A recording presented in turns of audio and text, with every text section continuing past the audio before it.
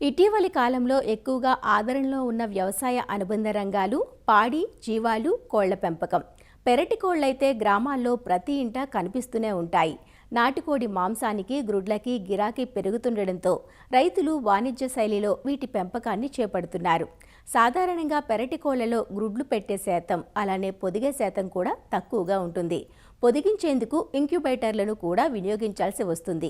పిల్లలు పుట్టాక మొదటి నెల రోజులు అత్యంత జాగ్రత్తగా పెంచుకోవాలి. వెచ్చగా ఉండే వాతావరణం కల్పించాలి. దీనినే బ్రూడింగ్ అంటారు. నాటుకోడి పిల్లల్లో బ్రతుకుదల శాతం బాగుండాలంటే బ్రూడింగ్ సమయంలో ఎలాంటి మెలకువలు పాటించాలో వివరాలు అందిస్తున్నారు ఆచార్య ఎన్జీ రంగా వ్యవసాయ విశ్వవిద్యాలయం, నంద్యాల జిల్లా యాగంటిపల్లి కృషి విజ్ఞాన కేంద్రం శాస్త్రవేత్త డాక్టర్ కృష్ణమూర్తి. ఇంక్యుబేటర్ ఉపయోగించి కృత్రిమంగా పొదిగించినటువంటి పిల్లలు ఏవైతే ఉన్నాయో వాటిని తర్వాత కూడా నెల రోజుల పాటు శాస్త్రీయ పద్ధతిలో కానీ మనం కానీ పెంచుకోగలిగినట్లయితే మరణాల శాతం తక్కువగా ఉండి అవి తొందరగా పెరిగి ఈ యొక్క గుడ్లకు కానీ అలాగే మాంసానికి అమ్ముకోవడానికి కానీ వస్తాయి. కాబట్టి పుట్టినటువంటి పిల్లలు దాన్ని నెల రోజుల వరకు కూడాను శాస్త్రీయ పద్ధతిలోనే పెంచాలి.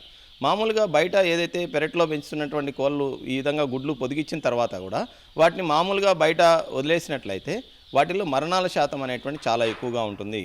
కాబట్టి ఈ ఏదైతే ఇంక్యుబేటర్ ద్వారా పొదిగించినటువంటి ఏదైతే పిల్లలు ఉన్నాయో వాటిని శాస్త్రీయ పద్ధతిలో మనం పెంచుకోవాలి. ఒక నెల రోజుల వరకు వాటికి మనం బ్రూడింగ్ అనేసి అంటాం. అంటే పుట్టినటువంటి పిల్లలకు దానికి కనీసం ఉష్ణోగ్రత అనేటువంటిది చాలా అవసరం అవుతుంది. ఎందుకంటే వాటి యొక్క శరీర ఉష్ణోగ్రత అనేటువంటిది దాదాపు 34 డిగ్రీలు ఉంటుంది. కాబట్టి బయట వాతావరణం అనేటువంటి చాలా చల్లగా ఉండడం, తద్వారా ఇవి ఆ వాతావరణానికి తట్టుకోలేవు. కాబట్టి మనం వీటిని ఒక బ్రూడర్ కింద మనం అరేంజ్ చేయాల్సి ఉంటుంది. సో ఈ బ్రూడర్ కింద మనం పెంచాల్సి వచ్చినప్పుడు దానికోసమని మనము ఈ యొక్క విద్యుత్ బల్బుల ద్వారా కానీ ఒక 100 వాట్ల బల్బు అనేది 50 పిల్లల వరకు మనకు బ్రూడింగ్ కావాల్సినటువంటి ఉష్ణోగ్రత అనేటువంటిది అందజేస్తుంది. దానికోసమని చెప్పేసి మనము ఈ యొక్క ఒక బ్రూడర్ని అనేటువంటిది అరేంజ్ చేసుకోవాలి. ఈ బ్రూడర్ మేనేజ్మెంట్ అనేటువంటిది ఆ యొక్క కోడి యొక్క జీవితంలో చాలా ముఖ్యమైనటువంటి అంశం. ఈ బ్రూడింగ్ అనేటువంటిది చేసేటప్పుడు ఏ రకమైనటువంటి జాగ్రత్తలు తీసుకోవాలంటే, ఒకటి దానికి కావాల్సినటువంటి ఉష్ణోగ్రత, ముఖ్యంగా 37 డిగ్రీల ఉష్ణోగ్రత అనేటువంటిది ఆ బ్రూడర్ కింద మనం మెయింటైన్ చేయాల్సి ఉంటుంది. దానికి అడుగు భాగంలో మనం వరి పొట్టు కానీ లేకపోతే రంప పొట్టు కానీ ఇటువంటిది పొట్టు వేసి ఆ పొట్టు మీద మనం ఈ పిల్లల్ని వదలాల్సి ఉంటుంది. బ్రూడర్ కింద దాదాపు నెల రోజుల పాటు పిల్లలు అనేటువంటివి ఉంటాయి. ఈ నెల రోజుల్లో మనం ఈ యొక్క దానికి కావాల్సినటువంటి ఈ యొక్క ఆహారం అయితేనేమి, తర్వాత నీరు అయితేనేమి, అలాగే ఈ యొక్క వ్యాధి నిరోధక చర్యలు అనేటువంటివి చేపట్టడం అనేటువంటిది జరుగుతుంది. అంటే వ్యాపార రీత్యా కొంచెం పెంచుతున్నటువంటి ఈ కోడి పిల్లలు పెంచేటువంటి వారు ఈ బ్రూడింగ్ కోసం అని చెప్పి ప్రత్యేకంగా చిన్నపాటి గృహాన్ని నిర్మించుకున్నట్లయితే బాగుంటుంది. ఈ షెడ్ అనేటువంటిది చల్లగాలి నుండి అలాగే మనకు ఈ యొక్క వాన నుండి సంరక్షించే విధంగా ఉండాలి.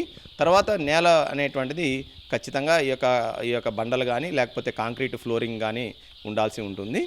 ఈ షెడ్ అనేటువంటిది తూర్పు పడమర దిశలో నిర్మించుకుంటే చాలా మంచిది.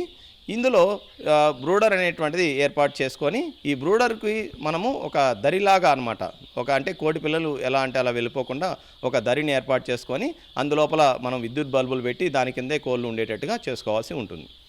ఇందులో ముఖ్యంగా కోడి పిల్లలు అనేటువంటిది ఉష్ణోగ్రత ఇస్తూ అవి బాగా పెరగాలి అని అనుకున్నప్పుడు వాటికి మొదటి 2 వారాలు కూడాను ఈ యొక్క ప్రీ స్టార్టర్ అంటాం. అంటే కనీసం 22% మాంసకృతులు ఉన్నటువంటి దానాన్ని ఇవ్వాల్సి ఉంటుంది. తర్వాత 2 వారాలు అంటే 3వ వారం నుండి 4వ వారం వరకు స్టార్టర్ దానాన్ని ఇవ్వాల్సి ఉంటుంది.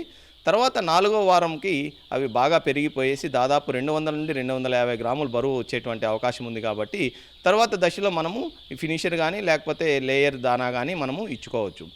ఈ విధంగా మనం 4 వారాల పాటు ఖచ్చితంగా ఏదైతే మాంసకృతులు అనేటువంటివి అధికంగా ఉన్నటువంటి దానాన్ని ఇచ్చినట్లయితే అవి మొదటి దశలో ఈ స్టంట్ గ్రోత్ అంటాం. అంటే అలా మరుగుజ్జులాగా అయిపోకుండా ఎక్కువ పెరగడానికి, తొందరగా బరువు రావడానికి అవకాశం ఉంటుంది. కాబట్టి ఈ మొదటి నెల మాత్రం కమర్షియల్గా బయట దొరికేటువంటి దానాలని వాడుకోవాలి.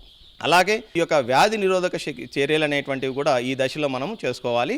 అందుకోసం అని చెప్పి మనం మొదటి రోజు నుండి 3 రోజుల పాటు ఏదైనా ఒక యాంటీబయాటిక్ అనేటువంటిది మందు అనేటువంటిది నీళ్ళల్లో కలిపి ఇవ్వాలి. దాంతోపాటుగా మనం విటమిన్ ఏ ఉండేటువంటి ఏదైతే మందులు ఉన్నాయో విటమిన్ సప్లిమెంట్స్ అవి కూడా కలిపి ఇవ్వాల్సి ఉంటుంది. తర్వాత 5వ రోజున ఈ కొక్కెర తెగులు అనేటువంటిది రాకుండా మనం కంట్లో ఒక చుక్క అనేటువంటిది వ్యాక్సిన్ వేసుకోవాలి. అలాగే 14వ రోజున ఈ గంబోరో రోగానికి, అంటే మనము ఐబీడీ అంటాం, గంబోరో రోగం రాకుండా వ్యాక్సిన్ వేసుకోవాలి.